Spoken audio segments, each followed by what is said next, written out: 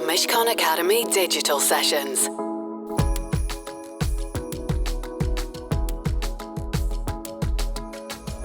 Welcome everyone. Thank you so much for joining us this afternoon, and welcome to this Mishcon Academy session, part of a series of events, videos and podcasts looking at the biggest issues faced by businesses and individuals today.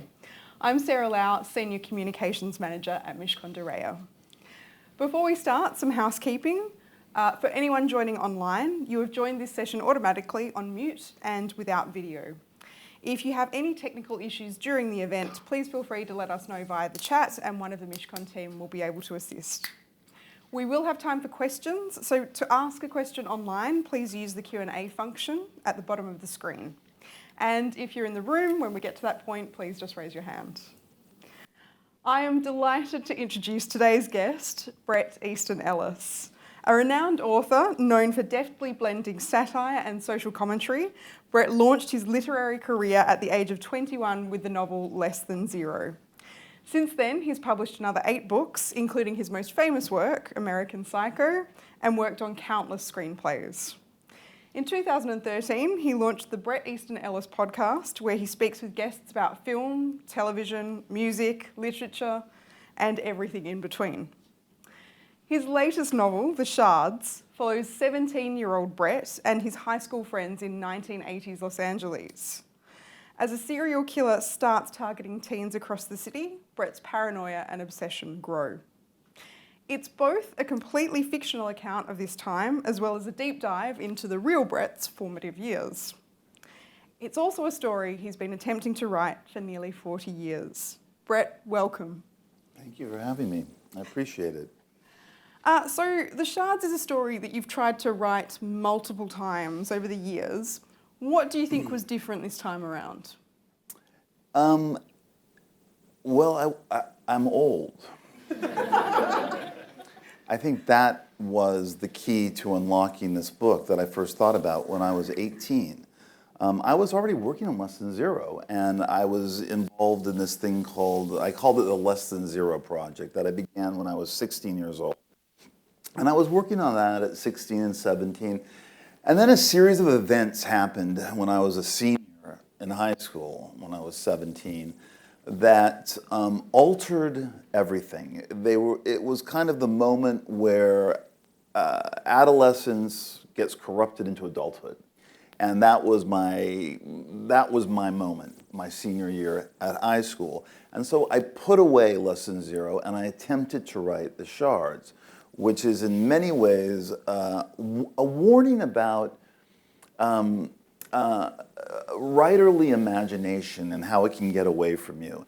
And in many ways, it's about how you can control or have to control your superpower, you know, the kind of the origin story of becoming a writer and realizing you have to separate fact from fiction. I did a lot of embellishment when I was a senior in high school. I lied a lot. I was a fabulist, you know. I made up things. I wanted things to happen that weren't true. I lied, you know. I first lied because I had a girlfriend who was very popular, but I was gay, so I was pretending to be something I wasn't. I thought someone was in love with me, and they weren't in love with me. I made up a story about a teacher. My writing life was spilling over into my real life, and I wanted to write about that because it caused a lot of damage. I had friends who haven't spoken to me since over whatever the things that happened then. I couldn't write it because I didn't have the chops. I didn't have the talent to do it at 17 or 18. Some people say I don't have the talent now to do it, so whatever. But I didn't feel that I had the confidence to do it. And Less Than Zero was kind of like a vibe.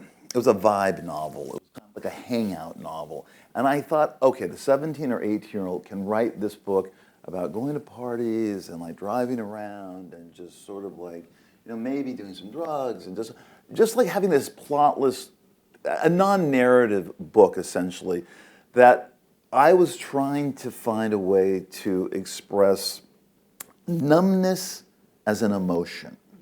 And I know that sounds contradictory, but there was something about Less Than Zero that I wanted to capture the moment that I was in. And I really thought that numbness was a legitimate feeling, like happiness was, or like feeling sexy was, or whatever.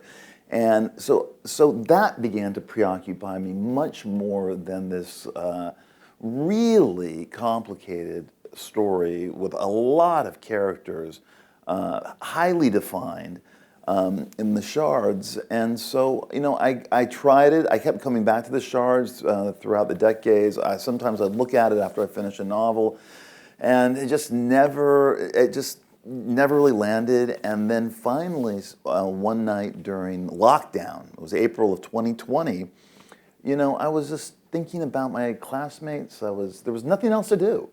So I was looking at people online, looking at my classmates online. I couldn't find them. Some of them didn't have Facebook pages and stuff. And I realized suddenly that the Shards was coming back to me. And I think what opened the door was that it wasn't a 17 or 18-year-old boy narrating these horrible events that happened. It was the 57-year-old man. That opened the door for me to look back in a very nostalgic way, in a very expansive way, about 1981 and Los Angeles and the freedom of being a teenager there, and also the dangers of being a teenager there to a degree, but also about the freedom of it all. So it kind of became a historical novel about 1981 because I was 56, because none of that was there when I was 18 or 19 or 30 thinking about this novel. And so this is a rather long answer to a simple question. I think saying I was old was really the way to sum it up. But no, that opened the door. And I felt that by this time, I could attempt this rather long book. You paint an incredible picture of early 1980s Los Angeles. And there are kind of two quite significant threats that are very much part of that landscape. So there's a serial killer and there's a cult. And I'm just wondering, were these concerns for you growing up in that time?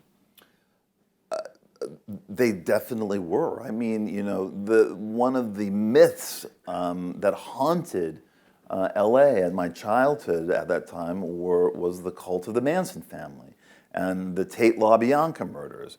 And in fact, I was talking to Quentin Tarantino the other day. And we were talking about why he made Once Upon a Time in Hollywood. And he said, well, I wanted to go back to my childhood. It's a movie about my childhood because it takes place in 1969 when I was 6 or 7. And I was terrified of, the Manson family. So I wanted to explore that or rewrite it in a way. And I knew a lot of that. My parents knew a lot of actors, and we were around Hollywood and stuff. And so I wanted to go back to that. And he had been a fan of the Shards. Quentin Tarantino had been listening to it on my podcast, where I'd originally serialized the Shards, and he had read an advanced reader's copy of it, and he said, "You did the same thing. You did the same thing. You wanted to go back to your childhood and write about that, and you did talk about cults." And there were cults that weren't just the Manson family. The Manson family influenced a lot of cults. And of course, there were serial killers everywhere in California when I was growing up. It was like the wallpaper. It was like the background. There were 2 or 3 that were on the nightly news all the time. The main ones that really haunted me in the late 70s were the Hillside Stranglers, which were 2 guys, I guess, who worked in tandem and picked up girls in vans and tortured and did all this stuff to them. It was just a constant thing. So yes, that had to be part of this, because if I'm writing accurately about myself and about that time, I had to incorporate the cults and I had to incorporate the serial killers. And also, as Quentin said to me, the other reason why I think you wrote this and I did Once Upon a Time in Hollywood is, who wants to make a fucking movie or book with a cell phone in it?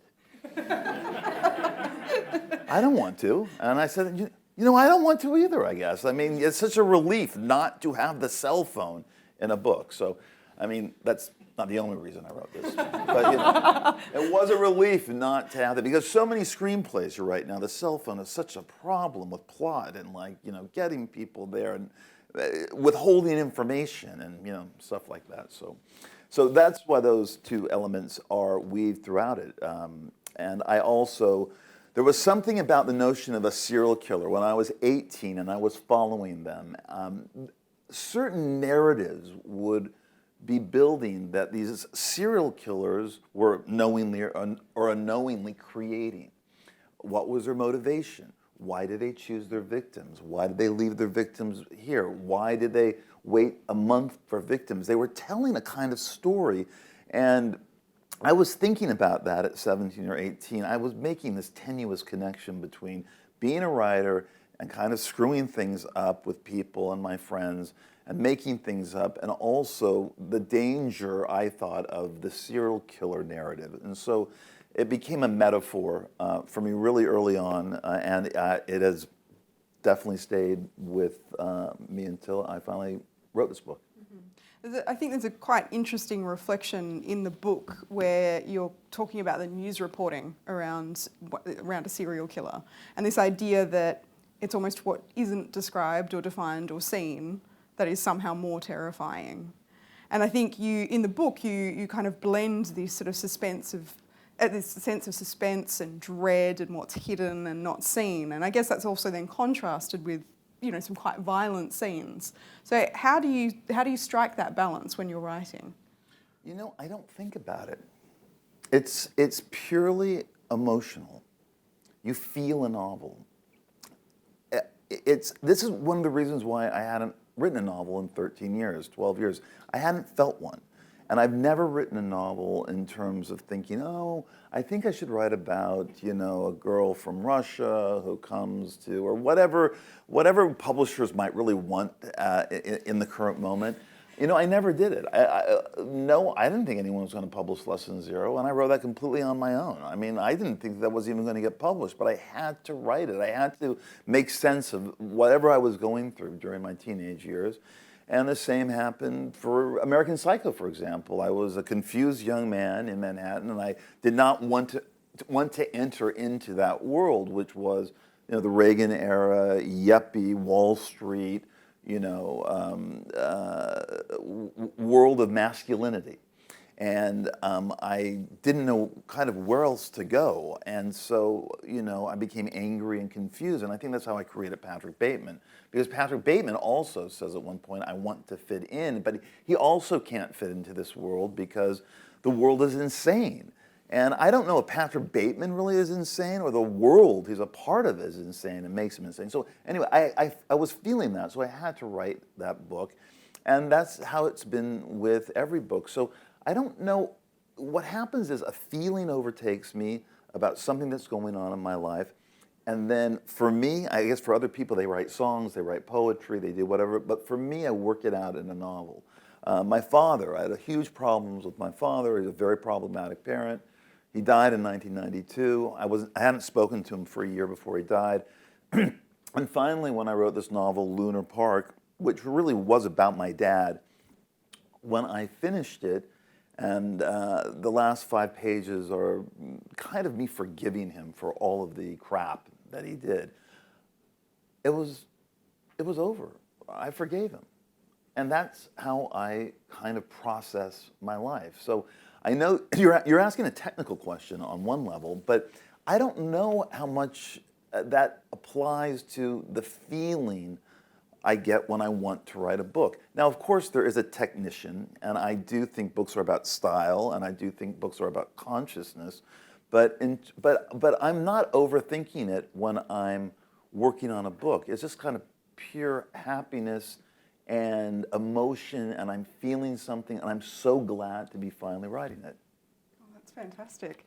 You very kindly agreed to read a passage from the Shards for us today. I did agree to it. I'm suspicious about reading in audiences. You have to do very little reading because it can get too long. So I've always told people if they're going to have me read something from it, just make sure it's 4 or 5 minutes, because after that, the phones come out. People are so I'm just going to be, and I have no idea what she's asking me to read, so I'm going to take a look, and I think she timed it, so it's not going to be too long. But I don't know, I've been to readings where the writer decided to read for 48 minutes, and I'm thinking, what are you doing? Why don't I just buy the book? We're just going to let you go and then just kind of gauge how people are feeling. Yeah. That's the plan. Okay. So I will put on my glasses and I will see the passages that she suggested with the passage. Yes. Fantastic. So the section that I've chosen is one which really stuck with me, which is 17-year-old Bret is driving around. He spent the evening with his friends and he's driven all across Los Angeles and he's made the decision to pull into the high school that he goes to and pull into the parking lot and stops there, and then he spots something.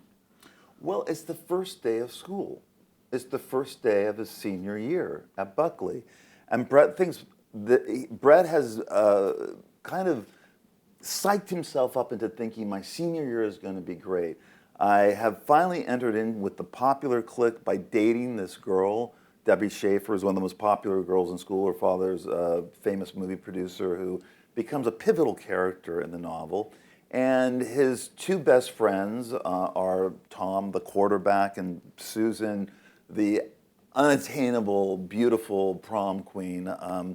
And so he's driving to school in a pretty good mood.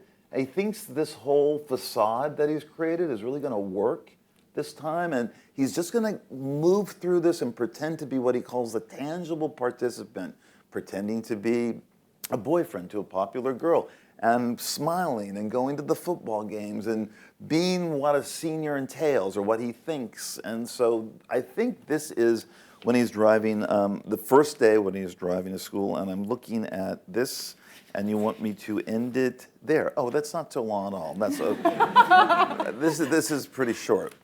But actually,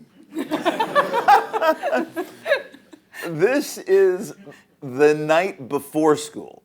Okay, so I just noticed this. I thought he was driving into the school.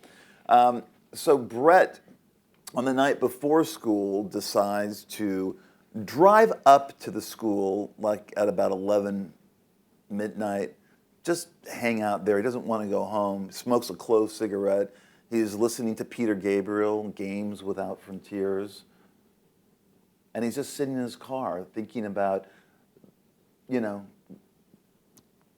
entering back into Buckley. Okay, so this is the night before school. Okay, so he's parked there in front of the school gates and he's just thinking about the upcoming school year.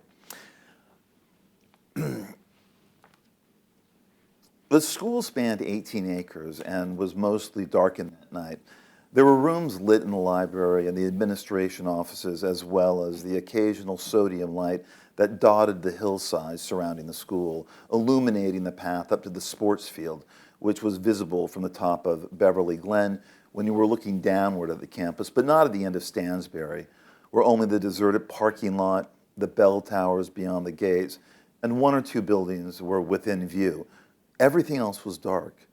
I parked in the curved driveway next to the entrance gates and lit a jarum. Games Without Frontiers kept building as I sat in the car and smoked a clove cigarette. The sliding guitar, the synth bass, the militaristic cadence of Gabriel's vocals, the whistled melody adding an eerie vibe to the darkness of Buckley and the black night. Adolf builds a bonfire. Enrico plays with it. And then I noticed something in the stillness of the school. It was by the library, which was situated adjacent to the parking lot laid out just beyond the school's gates.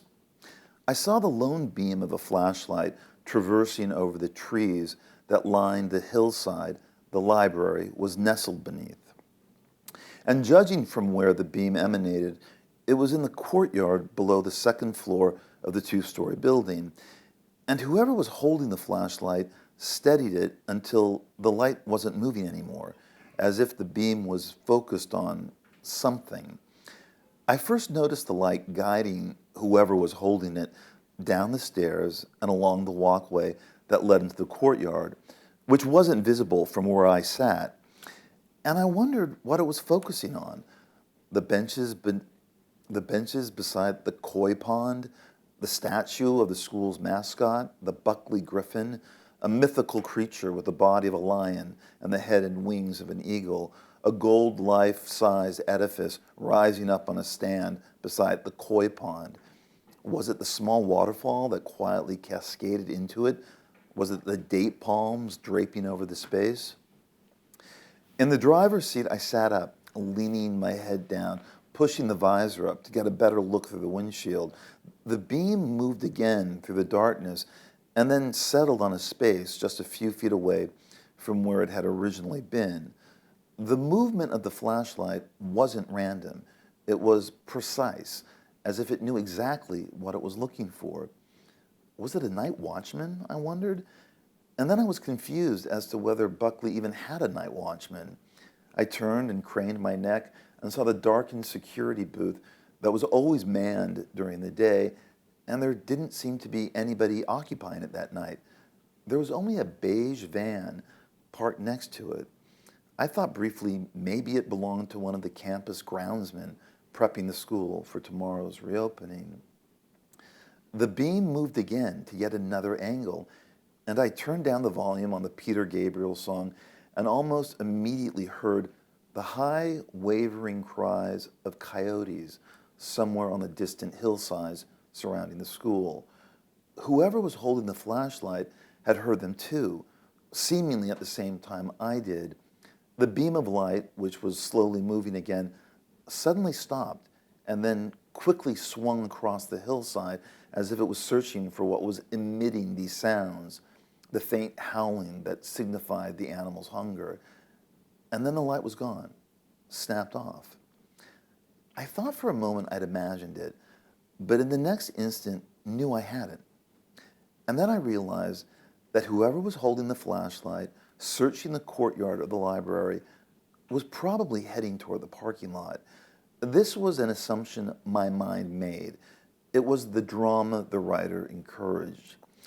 But instead of leaving, I waited, hypnotized by the sounds of the coyotes lightly filtering through the silence of the night. The clove was still lit, smoke lightly curling out of the sunroof, and I thought about the movie Halloween. I thought about Matt's empty aquarium and his laughter over Alex, the missing cat, Ghost Town echoing out over the darkened pool, the Foreigner 4 poster pinned above the hamper in his bedroom. I suddenly thought about the deserted house on Mulholland waiting for me, and I couldn't remember when my parents told me they were coming back from their trip. First week of November, or was it later? I was worried in a way I hadn't been. A small dark wave crusted over me. I actually shivered, momentarily disoriented. And then I couldn't hear the coyotes anymore. Their howling had subsided. It was completely silent. I waited, but didn't know what I was waiting for. And then the flashlight snapped back on, blinding me, glaring through the windshield.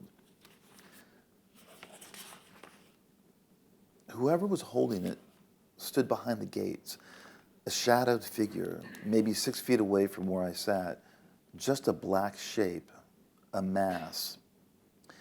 I didn't shout or jump in my seat. Instead, I simply started the car and quickly drove away. The flashlight trained on me as I turned out of the driveway, glancing in the rearview mirror as Buckley and the beam of light retreated behind me until I was at the end of the block, where I turned off Stansbury and back onto Valley Vista. I immediately headed to Beverly Glen, which would take me to Mulholland Drive and the empty house. I decided not to drive around the city and instead take a Valium from the canister my mother left me, read a few chapters of Cujo, and drift off to sleep.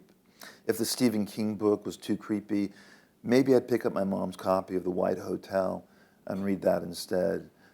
These were the thoughts I had as I traveled upward on Beverly Glen, trying to distract myself from the nebulous worry that was floating somewhere vaguely in the distance. That was longer than 5 minutes. And I prefaced it wrong. It was the night before school started. So there we go. Yes, a mysterious stranger. Who was this person? And then I think it will be gradually answered as you move through the book. Bret, something you explore in a number of your works is this idea of scratching the surface, that the facade that you mentioned earlier, there's often this idea of presenting things look incredibly beautiful, or people live in these glossy, perfect landscapes. But the idea is there that if you kind of remove a few of those layers, or if you look beneath the surface, there's this inner world of turmoil and panic. Is that something that personally resonates for you? I think it personally resonates for everybody. I think it's just part of life. I mean, I think worry and panic and stress are just things that we all live with daily, and it depends on your personality, your way to navigate through them, or to deal with them. I think something that influenced me a lot when I was growing up was coming of age in this beautiful city, Los Angeles. It was paradise. I mean, it really is. And I live there now. And I hadn't lived there for about 25 years. But I moved back about 17 years ago. And it is a gorgeous city. Really, I refer to it as a kind of paradise. There are these beautiful beaches. There are these gorgeous Mediterranean-like hillsides. There's an amazing desert 90 minutes outside of the city. In the winter, you can really go from the beach up to the snow-capped mountains in about 40 minutes. I mean, really a fantastic place to live, and so beautiful. And Buckley, which I really wanted to write about, the high school I went to, was considered the most beautiful campus in Los Angeles. Gorgeous. All stucco, Spanish tile. The grounds were just unbelievably manicured, and yet there was a lot of unhappiness, and there were there was a disparity between the beauty of the place and also this pain that a lot of people went through. My parents' marriage was completely falling apart. My father was an alcoholic. I had less issues than I think a lot of guys did about being gay, but it was something I had to just deal with, and it did alienate me from the world at large for a long time. And there were other problems that were going on. There were divorces, and there was addiction issues to a degree, and it was strange with again all of the serial killers, the Manson family. All of these things in this paradise, in this beautiful paradise. I mean, I think it was, whatever. I mean, Joan Didion was really an influence on me because she located this as well about Los Angeles, that there was the disparity between the beauty of it and also how the ugliness, the everyday ugliness of really everywhere, of every place you go, the pain of life. There was something about it in Los Angeles that just made it seem stranger, more painful in a way, weirder. Like, how could this be happening in this setting? And so I think I was drawn to that notion, and that was kind of what Less Than Zero is about. That really is what my LA novels do kind of traffic in a little bit. Pierrot Bedroom certainly does. The Shards certainly does. So, yeah, that was impactful. You mentioned that the Shards started originally serialized on your podcast. Did that influence the shape of the story in any way, choosing that kind of serialization? No, not at all. The plot of the Shards I had outlined in 1982, and so I knew the events were the events kind of, if you start the book, realize have this kind of inevitability. It's starting at this place. You kind of get what's beginning to happen, and then you realize, oh my God, this is where it's going. So I knew that in 1982, and actually when I realized that I was going to write The Shards in April of 2020, I was thinking, God, where are my outlines? I can't find my outlines. But I knew it by heart. I knew, okay, first day of school, he sees the flashlight in the parking lot.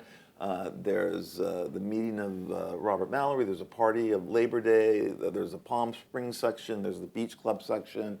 There's the giant, not to give too much away, a giant fight top of a tower. Near the end of the book, my father's apartment. I use, one of the students lives on the 28th floor of a place called the Century Towers. So in 1982, my father lived in that apartment. So if anyone's read the book, Robert Mallory's apartment was my dad's apartment. And I described it exactly as it was in 1981. So I was about 250 pages into writing the Shards when, it was lockdown. We had no podcast guests. No one was coming over. I was tired of doing these monologues about the virus and the season of the virus and how hysterical it was to have to wait in a bread line to get into a supermarket and all of this stuff that just seemed crazy to me. And so I told my producer, I said, I'm working on this novel. No one has ever serialized a novel. Let's do it. There's these true crime podcasts and stuff, but a novel that I'm working on. But I knew the novel. So I was writing the novel, and I was always about 70 or 80 pages ahead of recording these 30, 35-minute segments for the podcast, and it didn't affect the book at all. No. Good to know. It did. The book was the book. It was the book. It was just like there was nothing else to do. And so, we also thought, God, when I said to my producer, I said, I think I've come up with a really good idea. I think I should read chapter 1 of this, my new book, and we can see how it goes. And he said, I don't really think that's a good idea. I don't think we should do that. But then we did it, and people really liked it, and it kind of just took off. And for a year, we read a chapter every episode. So from September 2020 to September of 2021, I read the entire thing. And I have to say, our version is still up on Patreon. It's all 33 hours. My producer did a brilliant job. There are so many great sound effects, the ocean, sprinklers, coyotes, party sounds, that eerie phone ringing, who's calling, is it the trawler? I don't know. And it's very, very different from the Random House official Audible book, which is about 75,000 words shorter, as is the book, because I did do a lot of editing from the podcast to the final version of this. Why am I telling people that? So you can have a choice. I wanted to ask you about the podcast, just sort of more generally. Do you feel there's greater freedom podcasting than writing? Oh, that's a good question. No, not really. I mean, I feel both of them are things that I want to do. They're hobbies. I don't look at this as a career. I do not look at writing as a career at all. I have never been a career writer. I don't write a book every 2 years. I don't come up with ideas that I think are commercial to get to my publishers. I don't think I've taken an advance in 15 or 18 years for my last books. Once they're done, yeah, a publisher can pay me, but I just don't work that way. So to me, the podcast operates on the same level. I know people might find this crazy. I think it's really fun to do. Mm-hmm. I like doing the podcast, and now we do it every week. And they're shorter podcasts than the ones that we were doing every 2 weeks. But I love having weird guests on that I didn't really know that much about, and doing research, and then sometimes we get scoops. We had a guy on who had discovered who the Zodiac killer was, Jared Kobeck. That was just a great podcast to do, and whatever. It's just a really, really interesting thing. The problem is that it is very niche in a lot of ways. And for a while there, when all these people were making these giant podcast deals with like Spotify, you'd hear like someone got $20 million. They bought their podcast, their independent podcast, and Dane Cook got like $45 million from Spotify or whoever, and my producer and I were thinking, do you think we're going to be offered that? Do you think we're going to get some? I said, I hope so. I think we have a pretty good podcast too. And I was sitting with a very, very successful podcaster at dinner, and he said, I heard you had a podcast. And he had just sold his for something like $12 million. And he said, "Oh, so what is your podcast about? What was your last one about?" I said, "Well, I talked about my 7 favorite foreign language films of 2021." And he said, "How much are you making off that?" And I told him, and it's so low compared to whatever everyone else is making. And he said, "You're making that much from that kind of podcast? That's what you're making? You're doing book reviews?" Anyway, so, but it's still fun. So there's no reason to write books, and there's no reason to do a podcast unless you really enjoy doing them. I wish I wrote books as frequently as I podcasted, but it just doesn't work that way. They're hobbies. They're hobbies. You mentioned Patreon and the kind of massive deals that come for some podcasters, but the kind of subscription models that allow people to support creators directly, do you think that's changing, I guess, creative careers and writing and, you know, those types of activities? What do you mean? Do you think does it make it more accessible as a career for people, do you think, being able to kind of directly commission work or for fans to support work particularly? I don't know.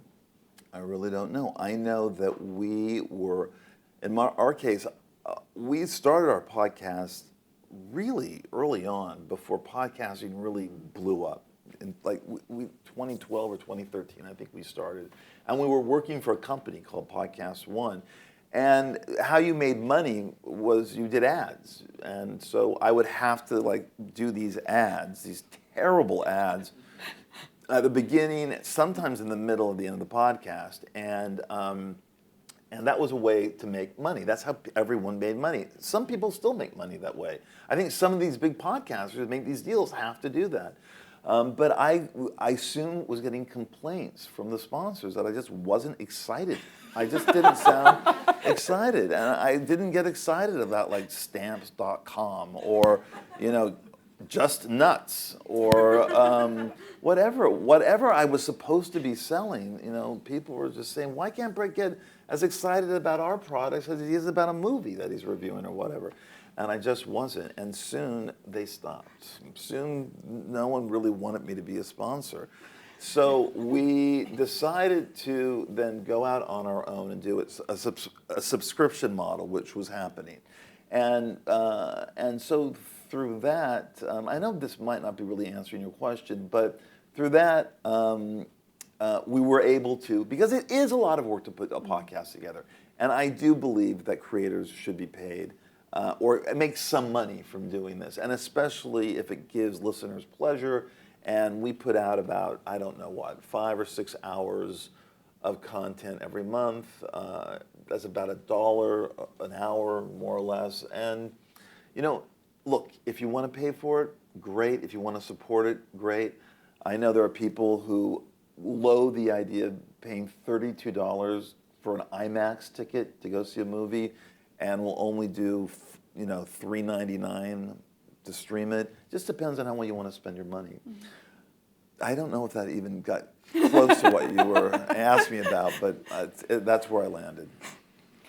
So one of the things I really enjoyed in researching for this conversation was, I guess, some of the different labels or names that are used when people write up their interviews with you. So I quite enjoyed, I saw lightning rod, bomb thrower, and multiple times Prince of Darkness. Prince of Darkness. Yeah. Why do you think you're portrayed in this way? Well, I think it started early on, and I think it started with, I think certainly American Psycho cemented this notion of whoever wrote a book like that is the Prince of Darkness. But there was also this bad boy element that was traced to me and a couple of other writers with our first novels. Because I guess young writers had never written these novels that took place in large urban centers where they had a lot of sex and did a lot of drugs and did what young people do. It just wasn't a thing people published. I mean, in 1984, 85. I'm shocked by that, by the way. I mean, there's always been, there's Catcher in the Rye and there's On the Road, and there are always novels about young people that have been published. I mean, one of my favorites is The Mill on the Floss by George Eliot, great novel about young people. That's 19th century, but still. There is, and I think that moment when a writer like Jay McInerney or myself or a couple of other people were writing these kinds of books, that we automatically, I think Martin Amis, it happened with Martin Amis here about the same time, because we were writing about these topics, got called bad boys, the bad boys of literature. We weren't behaving in the way that the novelists should behave. And we were also social people because we were going out to nightclubs and we were young. I mean, it wasn't like we were going out to nightclubs just to go out to nightclubs. It was we were just these young writers doing these things that really hadn't been captured in American publishing. And I think the bad boy persona became a label. And then with American Psycho, The Prince of Darkness, because of all the controversy about that book, then The Prince of Darkness came. And I am drawn to very dark characters. I'm drawn to narrators who are often violent. I like to write about violence. It's not real violence. It's in a book, you know. It's sort of like, you know, I think of, you know, when someone asked Jean-Luc Godard, why do you have so much violence and blood in Weekend or another one of his movies? And he said, that's not violence, that's red. You know, that's red. So it's sort of like, I think I got caught up in this, I got labeled by that because of the subject matter of my books, and that I'm kind of unapologetic about it, and that might be why you hear all these things like a lightning rod, a bomb thrower. I don't think I'm a bomb thrower, and I don't really think, if I'm a lightning rod, then the media made me a lightning rod. I didn't do anything to, you know, to do that, and I don't know if I'm really the Prince of Darkness or whatever. Some people I've known may beg to differ, but I don't think that's necessarily true. We can take a few questions now before we finish up today. So do we have any questions in the room? We've got one right at the back. We'll just get a microphone to you first. Thank you. Hi. Any truth to the rumour that after American Psycho, the FBI thought actually you were one and you were being investigated, a bit like Sharon Stone's character in Basic Instinct? No. I'd love to say yes, but no. That was not true. No. Could have lined better with that. That's what a wonderful rumor. That's what a wonderful rumor. Do we have any other questions in the room? Oh, we've got a couple right at the front. We might take one from online while the microphone's coming down. So this question's from Christopher. I'm about 2/3 of the way through your new novel and I'm enjoying it immensely. I sense that though it explores numbness and the darkness of 1980s LA, you had a lot of fun writing about Bret and his friends as they end their school years. And how did that feel, writing again after all that time? I felt great. It felt awesome. It was bliss. It was pure bliss to have a novel to go to every morning. It always is. It always was. I had a blast writing American Psycho.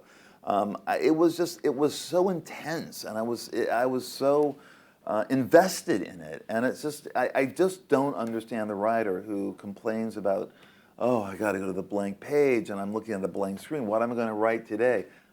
I have never had that problem. It has always been a joy to be able to write a novel, and the fact that I didn't have one for 12 years really. And during the prime of a writer's life, 40s and 50s, when they make their masterpieces, I didn't write anything. I was writing stupid Hollywood shit that never got made. What was I thinking? I should have done it afterwards, you know, and I should have concentrated on novels during that period. But no, for me it's always just sort of a cathartic, really interesting thing to do, and I like doing it. So yes, I had a lot of fun writing this book. It might come from pain and confusion in terms of the idea of the book, but the actual writing of it is cathartic. Brilliant. I think we had, we've got a question down the front. So obviously you finished the podcast, a podcast serialization of the book, September 2021. I remember around that time, Once Upon a Time at Beddington College came out as another podcast that covered you, Donna Tartt, and various other people's time. What did you think about that? Because obviously you'd spent so much time detailing your school life, and it's almost like they kind of jump in and goes like, oh, here's the next episode. She's referring to a podcast called Down and Out in Bennington College. Oh, is it? Okay. Was that what it was called? I think, or was it Once Upon a Time in I thought Bennington it was College? one. I don't know. You could be right. It's one of those. And it's by a woman named Lily Analik. And she had done, she's going to do a series of them. She had done one about the porn industry in the 70s. And now she had done one. She had decided to do one about Bennington College in the early 80s. When I went there, when Donna Tartt went there, and when Jonathan Lethem went there, and some other writers went there, she was initially asked to write it for Esquire magazine. And she interviewed all of us. It was a very, very serious piece. We really talked a lot about workshops, what workshops meant, what teachers were important to us, what it was like to be in an environment with other young writers who were also writing, and what did that mean? Did it, you know? And the piece that ended up in Esquire was about who everyone fucked, how much cocaine they did, and the rivalry, and just became this very lurid piece of gossip. Insanely popular. It was one of the most popular pieces Esquire ever published, and Lily was deluged with movie offers and TV offers to turn it into something, which she turned down. She didn't want to do that. So instead, she decided to do a 14-hour podcast about us in that time at Bennington, 82 to 86, and then beyond. Donna Tartt did not participate in it. I did not participate in it. My voice is in it, but that was from an old interview. And it is, for anyone who is interested in that time, and I was shocked that so many people were, and it is a very gossipy podcast. I mean, there's a lot of stuff about me that I didn't even know about, that I was stunned to remember or whatever. And it does have all the sex, and it does have all the, but it also paints a much broader picture of the English department and how it worked, and the teachers there, and they interview so many people. It's a great podcast, by the way. Learn a ton about Donna Tartt, too. How did I feel about it? I felt that I didn't think I was going to listen to it, but I did, and I got really, really involved in it. It had, the overlap was small. I mean, in terms of that podcast coming on while I was finishing up the Shards. I actually think it came on after the Shards. But I do think that there's a lot of stuff in that podcast about me growing up in LA, about the writing of Less Than Zero. She interviewed people who knew me when I was writing Less Than Zero, who I hadn't talked to in decades, who were commenting on the characters in that book. And so in essence, talking about this book as well, which hadn't been finished yet, but there are things in this book that some of these people who were my peers in 1981 or 82 were talking about. There was a guy who I based one of the characters on in this, who had heard one of the early podcasts, and there's a kind of the introductory section of this where Bret talks about how far the freedom went that they had. And it's true, we knew a guy named Ron Levin, who was ultimately murdered by something called the Billionaire Boys Club. That was this thing in LA. They were a bunch of prep school guys. And I had met Ron Levin through this guy who I kind of based Julian on in Less Than Zero. Anyway, this story is just meandering and everything. I've been up since 6, and I just came from Amsterdam, so I'm just like, anyway, I like the podcast a lot. Actually, just before we jump to the next question, has anyone been in touch with you recognizing themselves in the Shards? Last week, because the book's only been out about a week, last week, I'm not really online a lot at all. I'm not. All of my stuff on social media is done by like the kids, like at Patreon and at my publishing house, and I really don't do anything. But I got a Facebook message. I don't even know what a Facebook message is, like from this name, a Facebook message. And then I noticed, because when I looked onto my Facebook page, there were like 12,000 of them that I hadn't answered over the last like 10 years. So I just don't look at Facebook. But there was this Facebook message that showed up, and it said, of all the names that you could have chosen, the one I like the least is Debbie. And I realized, oh, she remarried. That's not her name. That was her. So it was someone that I had maybe based one of the main characters on, and she had just sent me that. I guess she'd read the book.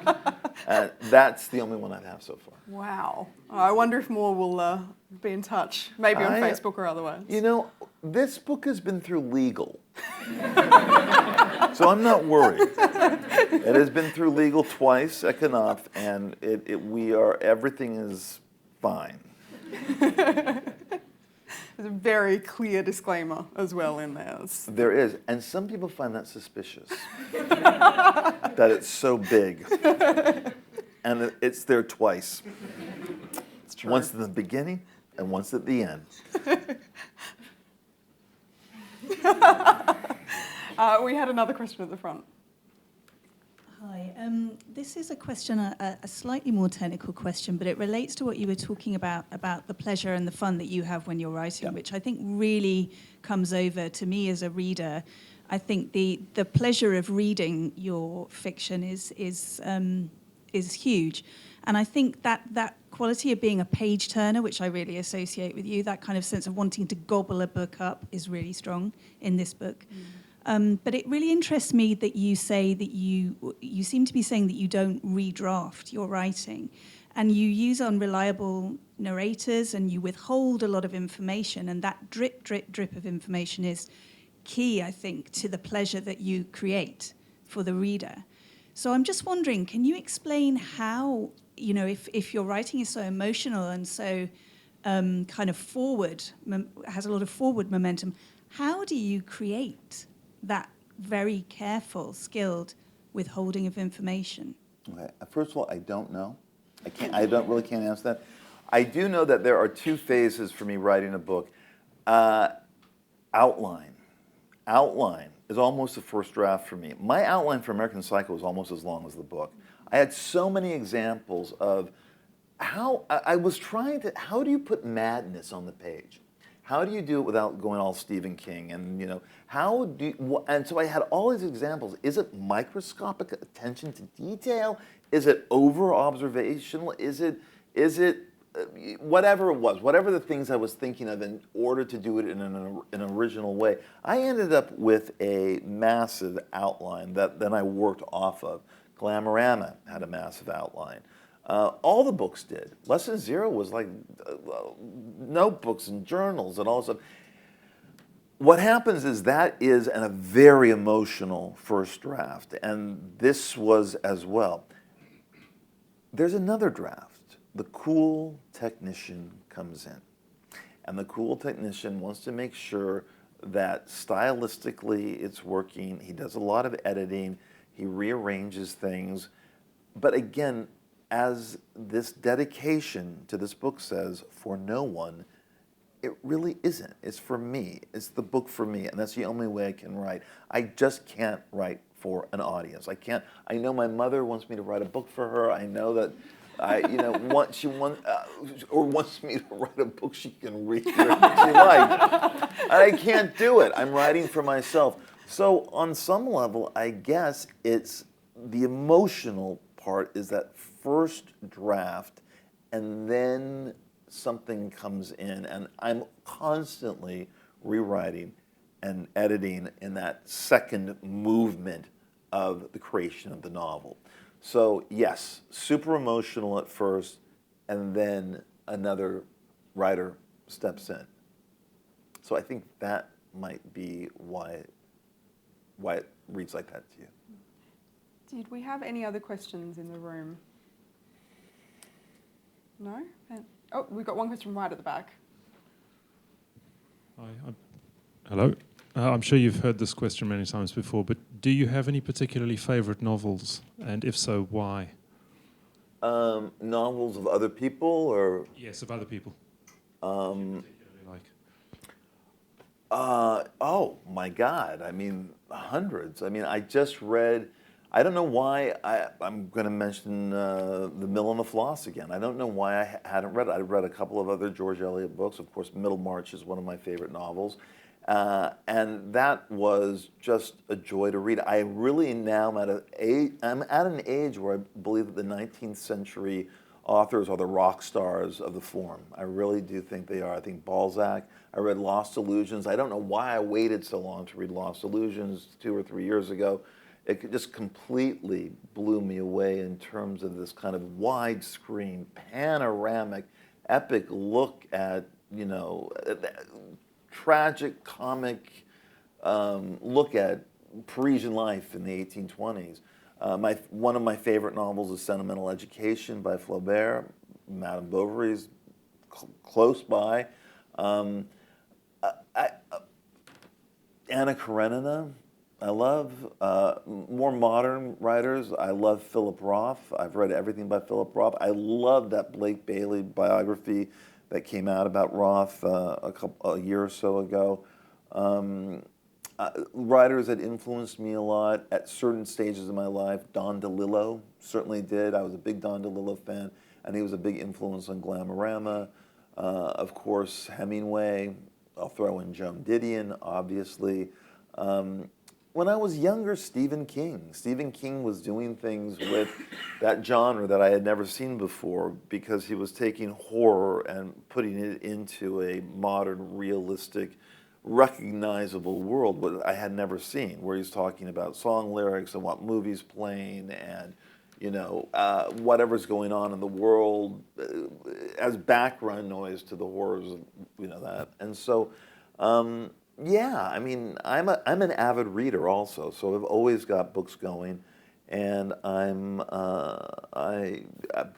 there's just maybe too many to mention. For a long time, I don't know if it would be now, Ulysses by Joyce was my favorite novel, but I was very young when I said that. I don't know if I'd say that now. But yeah, that's. I think that's a solid homework list for anyone who hasn't worked. Yeah, I know. So. I mean, I could go on and on and on. I know. There you go. Well, unfortunately, we have run out of time this afternoon, but thank you so much, Bret. We really appreciate it. I think some fascinating insights into both the Shards as well as your process, and we've covered quite a lot in today's conversation. Thank you to everyone who's joined us today. We are standing room only here, and to everyone who's joined us online as well.